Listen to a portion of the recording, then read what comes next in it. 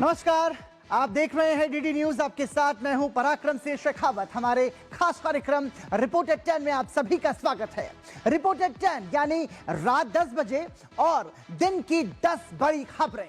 आपको बता दें कि रिपोर्ट एट 10 में बात होगी दिन भर की बड़ी खबरों की, साथ ही होगी हर खबर की पड़ताल। ग्राउंड जीरो पर मौजूद हमारे संवाददाता बताएंगे कि क्या है इन खबरों के मायने और क्या है इन खबरों का असर। तो आइए शुरुआत करते हैं रिपोर्ट एट 10 की और बात करते हैं टॉप 10 हेडलाइंस की।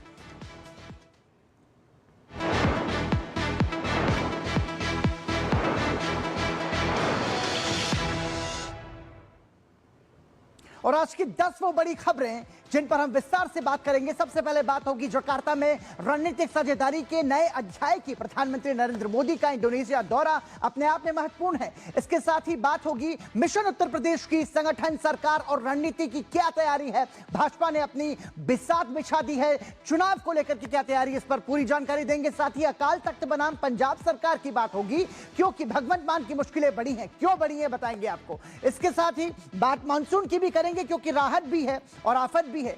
मानसून ने भारत में दस्तक दे दी है तो बारिश जो है वो चुनौती भी बनी है। इसके बाद बात करेंगे ग्रामीण विकास को नई रफ्तार की। कैसे विकसित भारत जी राम जी जो लाया गया, उसके बाद जो पहली किस्त जारी की गई है उससे कैसे प्रगति को बढ़ाया जा रहा है, ये बताएंगे। इसके साथ ही इथेनॉल मिश्रित पेट्रोल पर सच की टेस्ट ड्राइव आपको बताएंगे। साथ ही महादेव के द्वार आस्था अपार, क्योंकि कैलाश मानसरोवर की जो यात्रा है उसकी शुरुआत हो चुकी है। ग्राउंड जीरो से बताएंगे इस खबर की पड़ताल भी।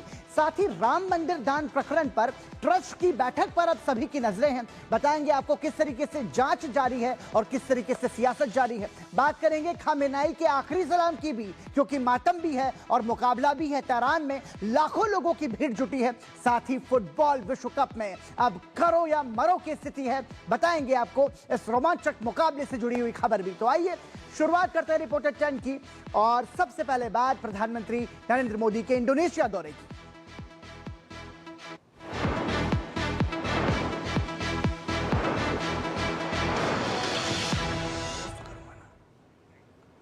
प्रधानमंत्री नरेंद्र मोदी का इंडोनेशिया दौरा केवल एक देश तक सीमित नहीं है, बल्कि वो 3 देशों इंडोनेशिया, ऑस्ट्रेलिया और न्यूजीलैंड की महत्वपूर्ण यात्रा पर निकल रहे हैं। बदलते वैश्विक हालात के बीच ये दौरा भारत के रणनीतिक रिश्तों को नई मजबूती देने वाला माना जा रहा है। इस महत्वपूर्ण विदेश यात्रा की पूरी तस्वीर देखिए हमारी इस खास रिपोर्ट में। 6 से 8 जुलाई को प्रधानमंत्री का इंडोनेशियाई दौरा दोनों देशों के द्विपक्षीय रिश्तों को तो मजबूत करेगा ही, लेकिन किस तरह से हिंद प्रशांत क्षेत्र में दोनों देशों की जो स्ट्रेटेजिक अलायंस है उसकी दिशा में भी एक निर्णायक कदम साबित होगा, ये हम देखेंगे इस दौरे के जरिए। इंडोनेशिया के राष्ट्रपति के निमंत्रण पर हो रहे इस दौरे में प्रधानमंत्री नरेंद्र मोदी और इंडोनेशिया के राष्ट्रपति के बीच प्रतिनिधि मंडल स्तर और द्विपक्षीय वार्ता होगी। दोनों नेता विभिन्न क्षेत्रों में सहयोग की प्रगति की समीक्षा करेंगे और भविष्य के साझेदारी के एजेंडे पर भी चर्चा करेंगे। एनर्जी सिक्योरिटी पे काम होगा, मैन्युफैक्चरिंग पे काम होगा, एजुकेशन पे काम हो रहा है, कल्चरल एक्सचेंजेस पे काम हो रहा है। आपने ध्यान दिया होगा कि प्रधानमंत्री जी यग्याकर्ता जाएंगे, जो एक पौराणिक मंदिर है, 9वीं सदी का एक अद्भुत मंदिर है। उसके पुनर्निर्माण के लिए भारत योगदान करेगा। भारत और इंडोनेशिया के रिश्ते सदियों पुराने सांस्कृतिक संबंधों से लेकर आधुनिक व्यापक रणनीतिक साझेदारी तक फैले हैं। हिंद प्रशांत क्षेत्र में दोनों देशों की भूमिका लगातार मजबूत हुई है। प्रधानमंत्री जकार्ता में भारतीय समुदाय को भी संबोधित करेंगे, जहां उनके स्वागत की व्यापक तैयारियां हैं। इसके अलावा वे यग्याकर्ता स्थित यूनेस्को विश्व धरोहर प्रम्बानन मंदिर परिसर का भी दौरा करेंगे, जो भारत और इंडोनेशिया के साझा सांस्कृतिक संबंधों का सशक्त प्रतीक माना जाता है। भारत और इंडोनेशिया दोनों देशों के रिश्ते ऐतिहासिक तो हैं ही, लेकिन किस तरह से साझी संस्कृति और समुद्री सुरक्षा के साझा हितों की एक तस्वीर पेश करते हुए नजर आते हैं। और इसीलिए ये दौरा दोनों देशों में, जब हम बात करते हैं समुद्री सुरक्षा, रक्षा, डिजिटल अर्थव्यवस्था और कनेक्टिविटी को मजबूत करता हुआ नजर आएगा। मिशन यूपी सत्ता बचाने की तैयारी भी और जीत का नया गणित भी। भारतीय जनता पार्टी ने उत्तर प्रदेश में चुनावी मशीनरी को पूरी तरह एक्टिव कर दिया है। लखनऊ में संगठन, सहयोगी दल और सरकार तीनों एक ही मंच पर दिखाई दिए। सवाल सिर्फ चुनाव का नहीं, 2027 की सबसे बड़ी सियासी लड़ाई की बिसात बिछाने का है। यूपी की सियासत में चुनावी बिगुल अब साफ सुनाई देने लगा है और इसी बिगुल के साथ भारतीय जनता पार्टी ने मिशन यूपी को पूरी रफ्तार दे दी है। संगठन की मजबूती से लेकर सत्ता के संदेश तक हर मोर्चे पर सियासी गणित साधा जा रहा है। इसी बीच बीजेपी के राष्ट्रीय अध्यक्ष नितिन नवीन का यूपी दौरा राजनीतिक हलचल को और तेज कर गया है, जहां विकास के दावों और विपक्ष पर हमलों के बीच माहौल पूरी तरह से गर्मा गया है। मुझे पूरी उम्मीद है 2027 के चुनाव में हम प्रचंड बहुमत की एनडीए गठबंधन की सरकार बनाएंगे। इस दौरान शक्ति केंद्र संयोजक सम्मेलन को संबोधित करते हुए उत्तर प्रदेश के मुख्यमंत्री योगी आदित्यनाथ ने भी विपक्षी दलों को घेरा। समाजवादी पार्टी, कांग्रेस, इन सब की चिंता यही है कि जिस तबके को ये जाति के नाम पर बांटते थे, वर्ग के आधार पर विभाजित करते थे, डबल इंजन की सरकार ने अपने के साथ जोड़ने का काम किया है। इससे पहले भाजपा के राष्ट्रीय अध्यक्ष नितिन नवीन की अध्यक्षता में लखनऊ में एनडीए के सहयोगी दलों की महत्वपूर्ण बैठक हुई। बैठक में एनडीए के भीतर तालमेल, आगामी चुनाव रणनीति और संगठन विस्तार को लेकर चर्चा हुई। साथ ही केंद्र और राज्य सरकार की योजनाओं को जनता तक प्रभावी तरीके से पहुंचाने पर भी जोर दिया गया। बैठकों का यह सिलसिला सिर्फ संगठनात्मक औपचारिकता नहीं, बल्कि चुनावी संदेश भी है। बीजेपी ने मिशन यूपी का रोड मैप सामने रख दिया है। अब मुकाबला रणनीति, संगठन और जन समर्थन तीनों मोर्चों पर होगा। पंजाब में शुरू हुआ एक विवाद अब धार्मिक और संवैधानिक विमर्श का विषय बन चुका है। मुख्यमंत्री भगवंत मान से जुड़े कथित विवादित वीडियो, बेअदबी कानून और अकाल तख्त की आपत्तियों ने इस पूरे घटनाक्रम को नया मोड़ दे दिया है। अमृतसर में हुए पंथक सम्मेलन के बाद इस मुद्दे ने तूल पकड़ लिया है। अमृतसर के श्री हरिमंदिर साहिब परिसर स्थित गुरुद्वारा श्री मंजी साहिब दीवान हॉल में आयोजित पंथक सम्मेलन में विभिन्न सिख जत्थेबंदियों, धार्मिक संस्थाओं और बुद्धिजीवियों ने आगे की रणनीति पर विचार किया। सम्मेलन में श्री अकाल तख्त साहिब के निर्णयों के समर्थन, भविष्य की धार्मिक और कानूनी कार्रवाई तथा सिख गुरुओं के कथित अपमान पर कड़ा ऐतराज जताया गया। अब आपको बताते हैं कि भगवंत मान विवादित वीडियो मामले में अब तक क्या क्या हुआ।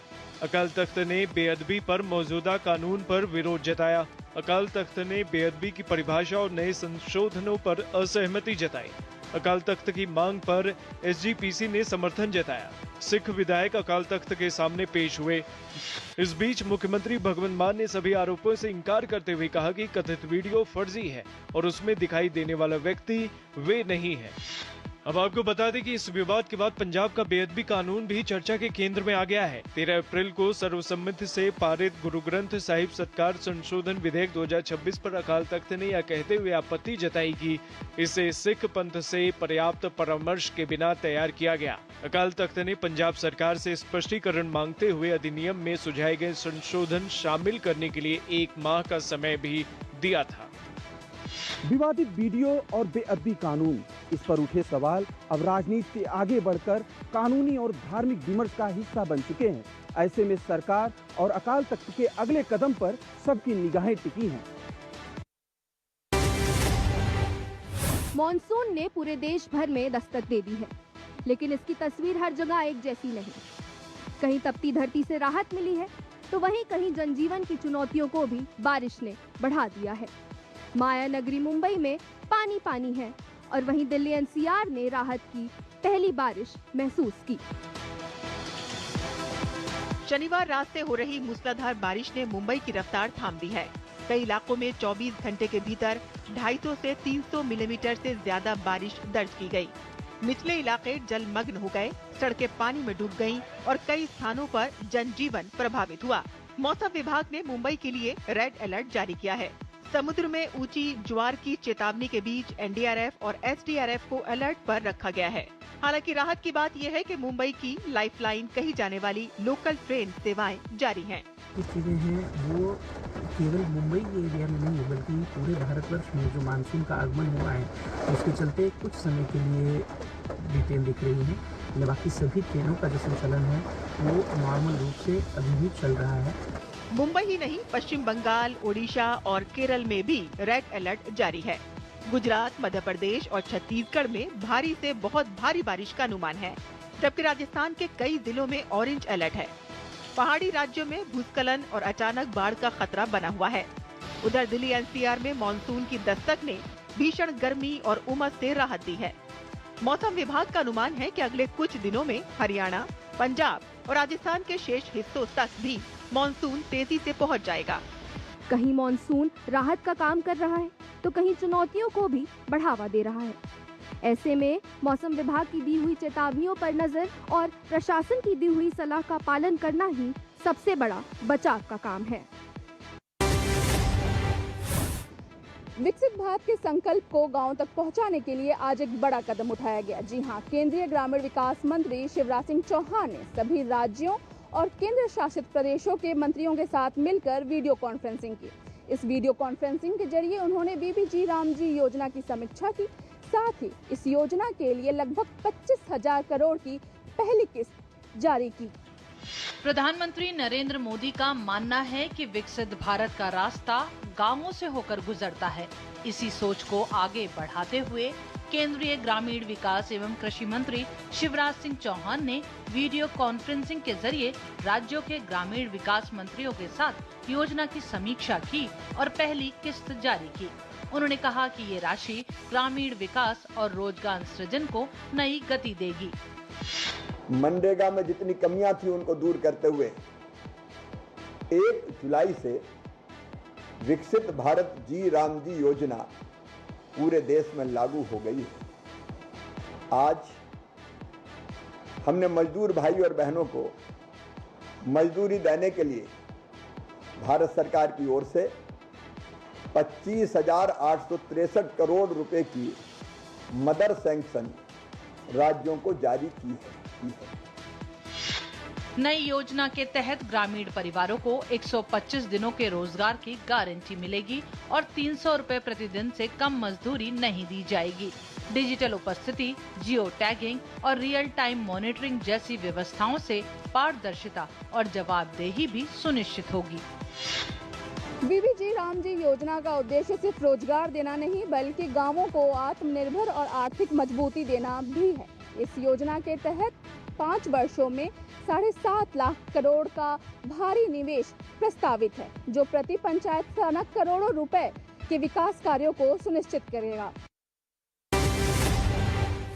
रील पोस्ट और फॉरवर्ड और देखते देखते अफवाह बन जाती है सच।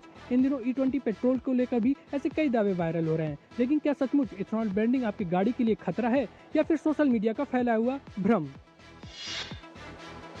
इंटरनेट पर गाड़ियों के खराब होने और इंजन में पानी आने की बात कही जा रही है, तो कहीं पर्यावरण को लेकर लगातार भ्रामक जानकारियां फैलाई जा रही हैं। लेकिन रील और फॉरवर्डेड मैसेज के इस दौर में सच कहीं पीछे छूट गया है। सबसे पहला सवाल और बड़ा भ्रम तो ये है कि क्या E20 फ्यूल से इंजन खराब हो जाएगा और कार की वारंटी और इंश्योरेंस खत्म हो जाएगा? तो सच ये है कि ये दावा पूरी तरह से गलत है। सरकार और देश की सबसे बड़ी टेस्टिंग एजेंसी ARAI ने बिल्कुल साफ किया है कि कारों पर 40,000 किलोमीटर और 2 व्हीलर्स पर 20,000 किलोमीटर के कड़े ट्रायल के बाद ही इसे मंजूरी दी गई है। और रही बात वारंटी और इंश्योरेंस रद्द होने की, तो ऑटोमोबाइल इंडस्ट्री और इंश्योरेंस कंपनियों ने साफ किया है कि E20 फ्यूल इस्तेमाल करने पर गाड़ी की वारंटी और इंश्योरेंस पर कोई आंच नहीं आएगी। वहीं फ्यूल टैंक में पानी आने की अफवाह पर पेट्रोलियम मंत्रालय ने स्पष्ट किया है कि गाड़ियों और पेट्रोल पंपों के अंडरग्राउंड टैंकों में पानी को रोकने के लिए एडवांस सेफ्टी गियर और सिलिका जेल ट्रैप लगे होते हैं। अब आते हैं दूसरे बड़े भ्रम पर, जिसमें कहा जा रहा है कि 1 लीटर एथेनॉल बनाने में 10,000 लीटर पानी खर्च होता है। असल में एथेनॉल प्लांट्स में प्रति लीटर सिर्फ 3 से 5 लीटर प्रोसेस्ड पानी का इस्तेमाल होता है और आधुनिक यूनिट्स में जीरो लिक्विड डिस्चार्ज तकनीक भी अपनाई जा रही है। सोशल मीडिया की दुनिया में हर वायरल दावा सच नहीं होता। इथेनॉल ब्रांडिंग को लेकर तस्वीर वैज्ञानिक परीक्षण और तकनीकी तथ्यों से ही साफ होता है। इसलिए किसी भी निष्कर्ष पे पहुंचने से पहले तथ्य और अफवाहों के बीच फर्क समझना जरूरी है। हर हर महादेव, यही उद्घोष इन दिनों हिमालय की वादियों में गूंज रहा है। एक ओर देवभूमि उत्तराखंड से कैलाश मानसरोवर यात्रा का शुभारंभ हुआ है, तो दूसरी ओर बाबा बर्फानी के दर्शन के लिए अमरनाथ यात्रा पूरे जोश के साथ आगे बढ़ रही है। उत्तराखंड के टनकपुर से मुख्यमंत्री पुष्कर सिंह धामी ने कैलाश मानसरोवर यात्रा के पहले दल को हरी झंडी दिखाकर रवाना किया। 51 श्रद्धालुओं के इस पहले जत्थे में युवा भी हैं और वरिष्ठ श्रद्धालु। टनकपुर पहुंचने पर यात्रियों का पारंपरिक कमाऊनी संस्कृति के साथ स्वागत किया गया। मुख्यमंत्री ने यात्रा को सुरक्षित, सुगम और श्रद्धालुओं के लिए यादगार बनाने की प्रतिबद्धता दोहराई। हमारा प्रयास रहता है कि इस यात्रा पर जाने वाले प्रत्येक तीर्थयात्री उसकी यात्रा अच्छे से हो। ये हमारे लिए बड़े सौभाग्य की बात है कि हमारे राज्य के बीच से होकर ये यात्रा निकलती है और हमारे सीमांत क्षेत्र जो भारत के पहले गांव हैं उन गाँवों को भी टच करती है। उधर जम्मू के भगवती नगर से अमरनाथ यात्रा का चौथा जत्था भी कड़ी सुरक्षा व्यवस्था के बीच रवाना हुआ। 6,721 श्रद्धालु 291 वाहनों के काफिले के साथ बालटाल और पहलगाम बेस कैंप की ओर बढ़े। यात्रा मार्ग पर सुरक्षा और सुविधाओं की समीक्षा के लिए उपराज्यपाल मनोज सिन्हा स्वयं नुनवान बेस कैंप पहुंचे। उन्होंने श्रद्धालुओं को भरोसा दिलाया कि श्री अमरनाथ जी श्राइन बोर्ड और सभी संबंधित एजेंसीज सुरक्षित और सुचारू यात्रा सुनिश्चित करने के लिए लगातार काम कर रही हैं। महादेव के इन दोनों धामों का रास्ता केवल पर्वतों से नहीं बल्कि आस्था और विश्वास से होकर गुजरता है। सरकार का फोकस जहां यात्रियों की सुरक्षा और सुविधाओं पर है, वहीं मुख्यमंत्री पुष्कर सिंह धामी ने यात्रियों से स्थानीय उत्पाद खरीदकर सीमांत क्षेत्रों की अर्थव्यवस्थाओं को सहारा देने की भी अपील की है। यानी शिव भक्ति के साथ स्थानीय विकास का संदेश इन यात्राओं का अहम हिस्सा बन गया है। अयोध्या में राम मंदिर चढ़ावे को लेकर हलचल तेज है। एक तरफ जांच की पड़ताल तेजी से की जा रही है, तो वहीं दूसरी तरफ राम मंदिर तीर्थ क्षेत्र ट्रस्ट की तरफ से एक अहम बैठक सोमवार को होने जा रही है। ऐसे में मामले को लेकर सबकी निगाहें गड़ी हुई हैं। 6 जुलाई को मणिराम दास छावनी में श्री राम जन्मभूमि तीर्थ क्षेत्र ट्रस्ट की महत्वपूर्ण बैठक होगी। बैठक में चढ़ावा मामले की जांच कर रही एसआईटी की प्रारंभिक रिपोर्ट और ट्रस्ट से जुड़े विभिन्न विषयों पर चर्चा होगी। बैठक से पहले ट्रस्ट सदस्य महंत दिनेंद्र दास ने कहा कि ये ट्रस्ट का आंतरिक विषय है और बैठक में जो निर्णय होगा वो सभी को मान्य होगा। राम निवास यहाँ का सदस्य का मामला हमारे सदस्य निर्णय देंगे, हमारे लिए ही मान्य होगा। बैठक के एजेंडे में महासचिव चंपत राय और ट्रस्टी अनिल मिश्रा के इस्तीफों पर चर्चा भी शामिल है। उधर अयोध्या के संत समाज का एक वर्ग चंपत राय के समर्थन में सामने आया है। राम कचहरी में हुई बैठक में संतों ने उन्हें निर्दोष बताते हुए अपना पक्ष रखा। एसआईटी जांच कर रही है। एसआईटी जांच करने के मांग करने वाले आदरणीय चंपत राय जी हैं। कोई व्यक्ति इस प्रकार का जांच क्यों मांग करेगा अगर वह दोषी होगा तो? इधर कथित चढ़ावा गबन मामले की जांच भी तेज हो गई है। जांच अधिकारी और अयोध्या के पुलिस क्षेत्राधिकारी आशुतोष तिवारी ने जिला जेल पहुंचकर मामले में बंद 5 आरोपियों से पूछताछ की। जहां एक तरफ जांच एजेंसियां जांच कर रही हैं, वहीं दूसरी तरफ ट्रस्ट की अहम बैठक सोमवार को होने जा रही है। ऐसे में जांच की कार्रवाई और ट्रस्ट के फैसलों से ये साफ हो जाएगा कि घटनाक्रम की असली वजह क्या थी। और इसी के साथ रिपोर्टर 10 में फिलहाल रुक रहे हैं एक छोटे से ब्रेक के लिए। ब्रेक के बाद भी कुछ महत्वपूर्ण और बड़ी खबरें आपको बताएंगे। देखते रहिए रिपोर्टर 10। हमें पता है चमकी चाट से क्या बना है? सैंडविच, लस्सी और छाछ और हर घूंट में चमकी चाट, ड्राई फ्रूट और दही बड़े। चमकी चाट से स्वाद बढ़े और चाट पपड़ी दही बल्ले। चमकी चाट से बल्ले बल्ले। असली स्वाद सिर्फ चमकी चाट। व्यक्तिगत जानकारी के लिए ऑनलाइन अनुरोधों से रहें सावधान। कुछ भी जानकारी देने से पहले जरूर सोचें। कोई भी वैधानिक कंपनी फोन या इंटरनेट पर आपसे निजी जानकारी कभी भी नहीं मांगती। इसलिए ऐसे कॉल या ईमेल आने पर अपनी जानकारी देने से पहले समझदारी दिखाएं और सावधानी बरतें।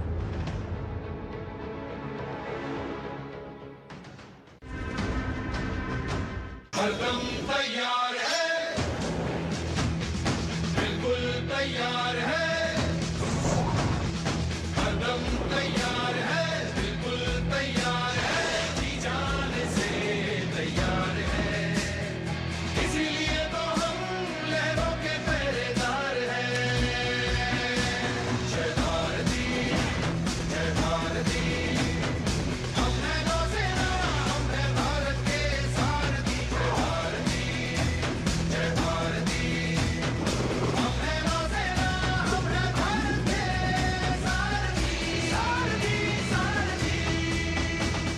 घर का खर्च चलाने के लिए रोहन की पढ़ाई वाली एफडी तोड़नी पड़ी और उसके डॉक्टर बनने का सपना भी। काश तुमने जाने से पहले टर्म लाइफ इंश्योरेंस लिया होता। पॉलिसी बाजार ऐप पर 1 करोड़ का टर्म इंश्योरेंस सिर्फ 410 रुपए महीने से शुरू। गोल्डी छोले मसाले, जहाँ जाए रिश्ते बने। गोल्डी लाए हैं फ्रेश लॉक टेक्नोलॉजी, जो रखे मसालों को हर समय फ्रेश। ब्रेक के बाद एक बार फिर आपका स्वागत। आप देख रहे हैं रिपोर्टेड 10 और रिपोर्टेड 10 में बढ़ेंगे आगे और बात करेंगे ईरान की। ईरान के पूर्व supreme leader Ayatollah Ali Khamenei को आखिरी विदाई देने के लिए लाखों लोग तेहरान के ग्रैंड मुसल्ला में जुटे। शिया परंपरा के मुताबिक काले कपड़े पहने लोग छाती पीटकर मातम मनाते दिखे। अली खामेनेई की अंतिम यात्रा पहले तेहरान और उसके बाद एक तरीके से कोन करबला और फिर नजफ से होकर गुजरेगी। आखिर में 9 जुलाई को मशहद में सुपर्दे खाक किया जाएगा उन्हें। रिपोर्ट देखिए।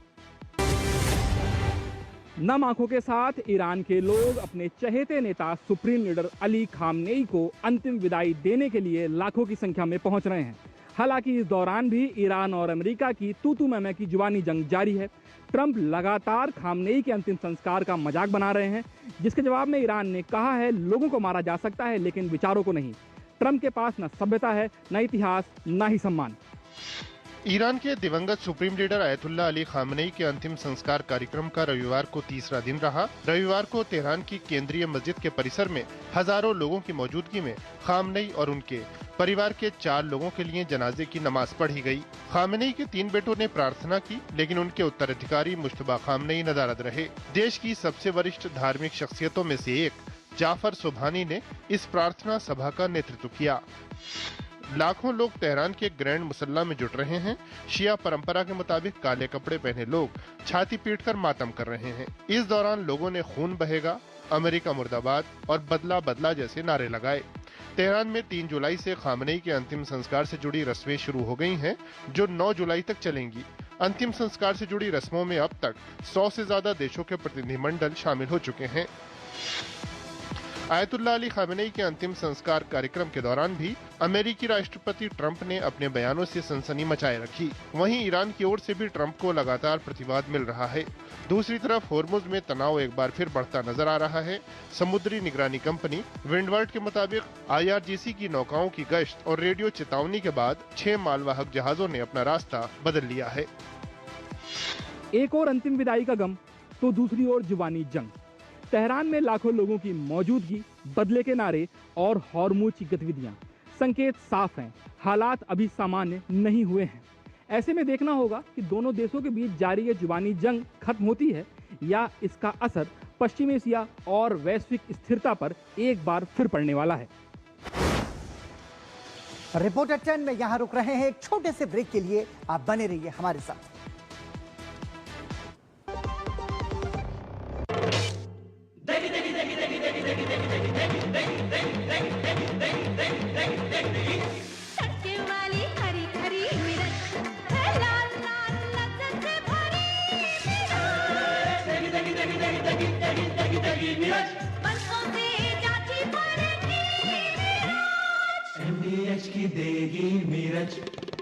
देगी मिर्च का तड़का, अंग अंग फड़का। MDH की देगी मिर्च।